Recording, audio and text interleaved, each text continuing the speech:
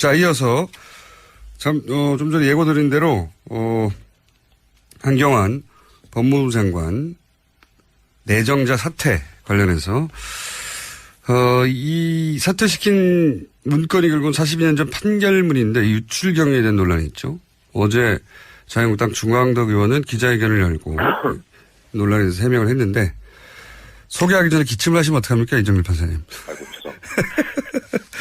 이 판결문에 대해서 문제 제기를 했던 이정일 전 부장판사 연결되어 있습니다. 안녕하십니까? 아유, 이거 전화 연결돼 있는지 몰랐습니다. 죄송합니다. 네. 인사를 기침으로 하신.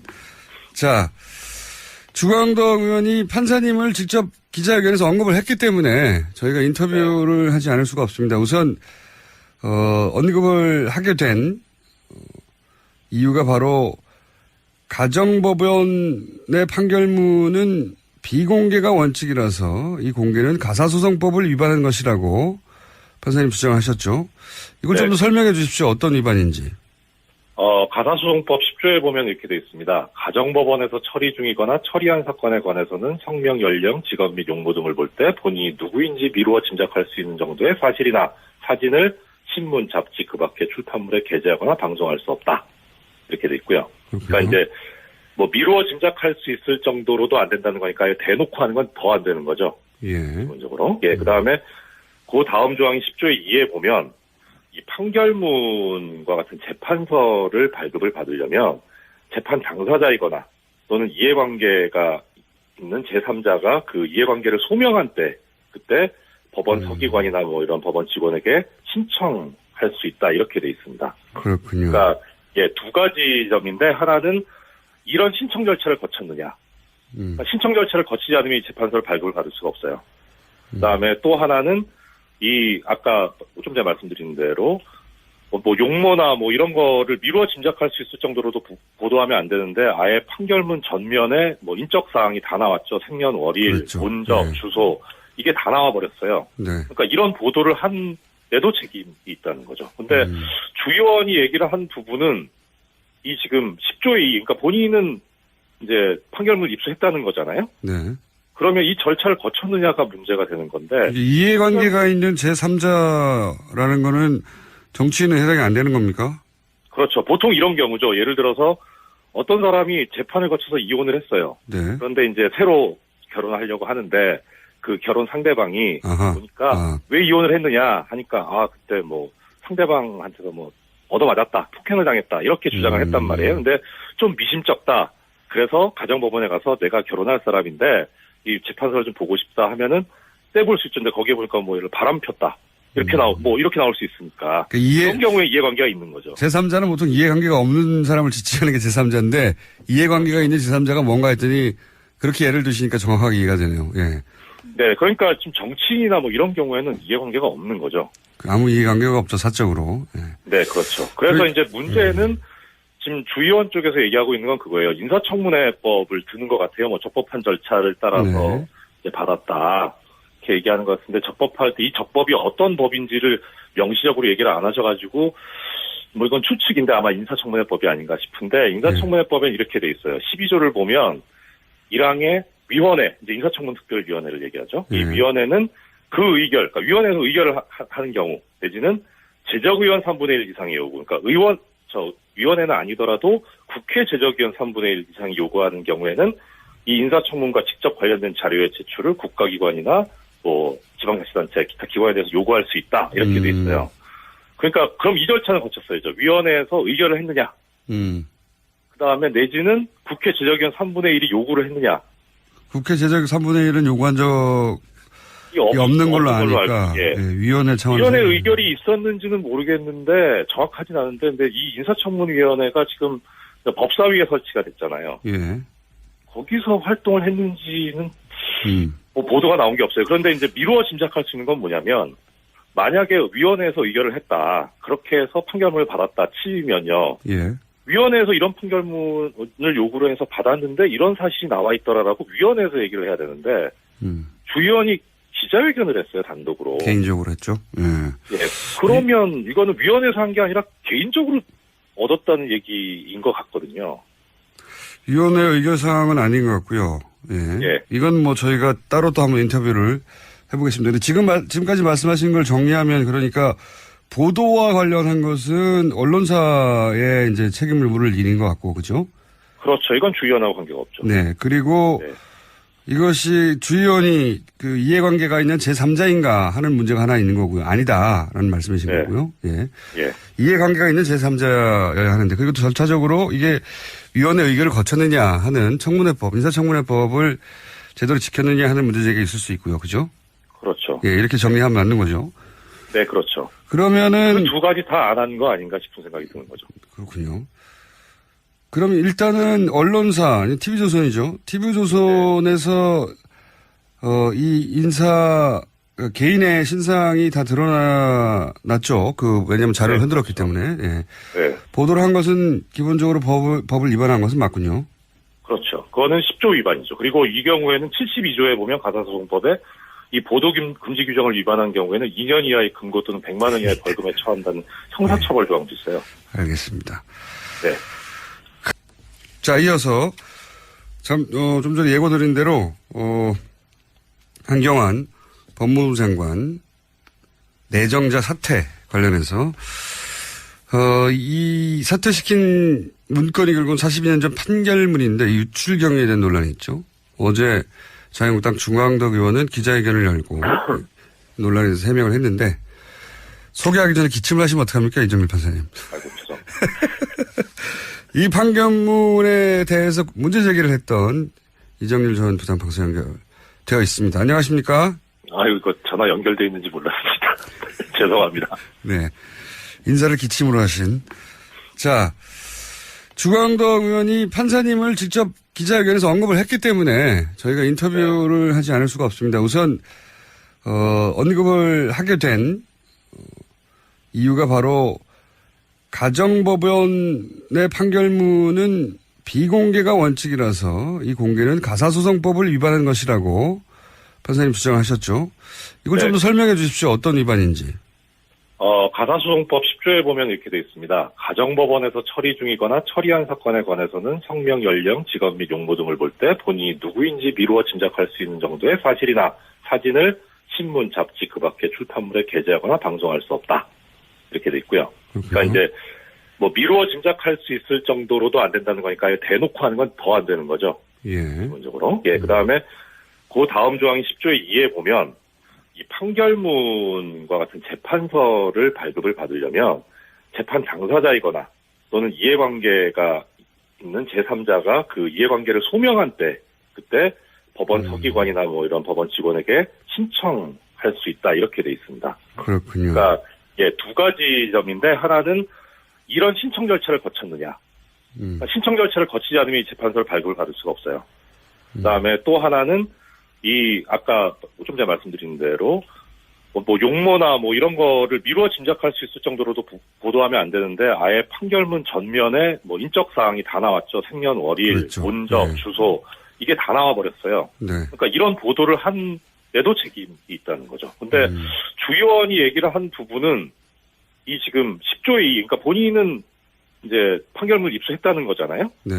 그러면 이 절차를 거쳤느냐가 문제가 되는 건데. 이해관계가 있는 제3자라는 거는 정치인은 해당이 안 되는 겁니까? 그렇죠. 보통 이런 경우죠. 예를 들어서 어떤 사람이 재판을 거쳐서 이혼을 했어요. 네. 그런데 이제 새로 결혼하려고 하는데 그 결혼 상대방이 보니까 왜 이혼을 했느냐 하니까 그때 뭐 상대방한테서 뭐 얻어맞았다, 폭행을 당했다 이렇게 주장을 했단 말이에요. 근데 좀 미심쩍다.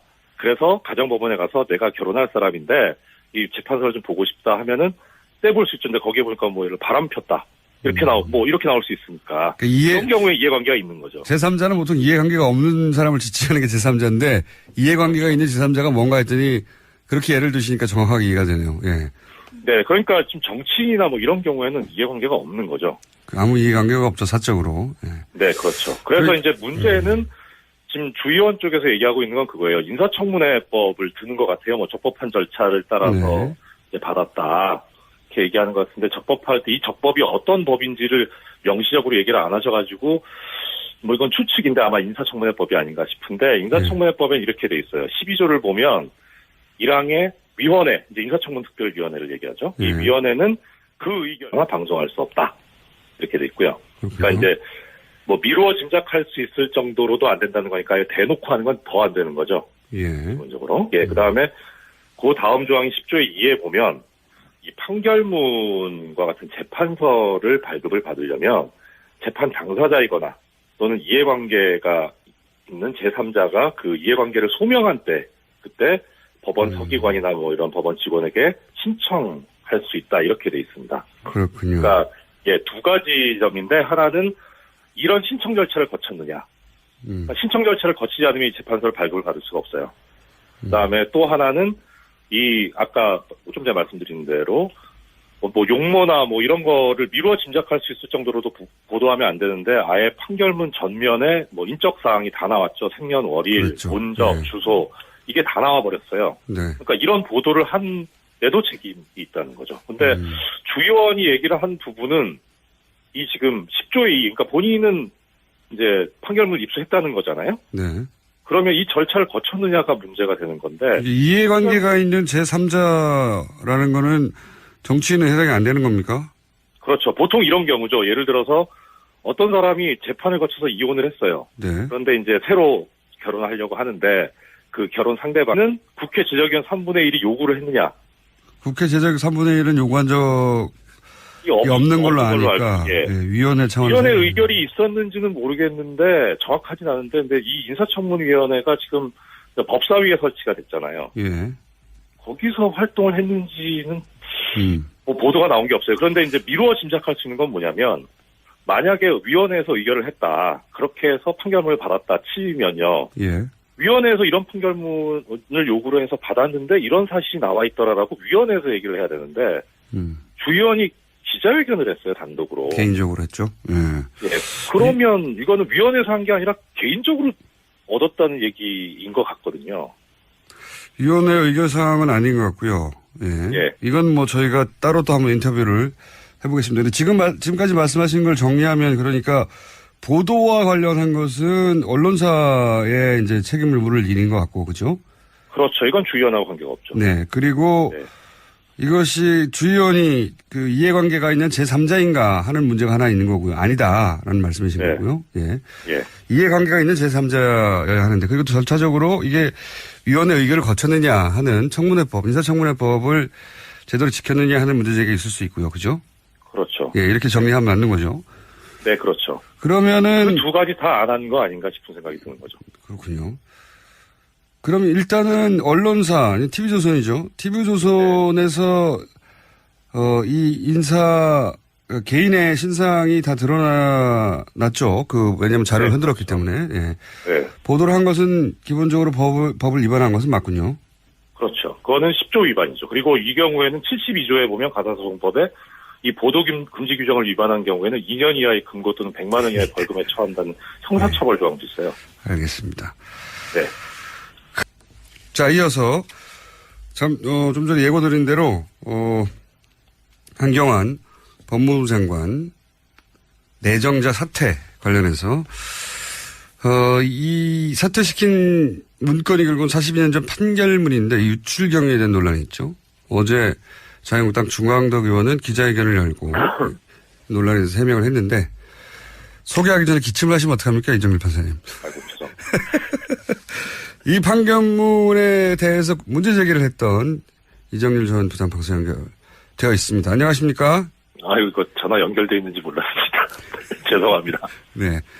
인사를 기침으로 하신.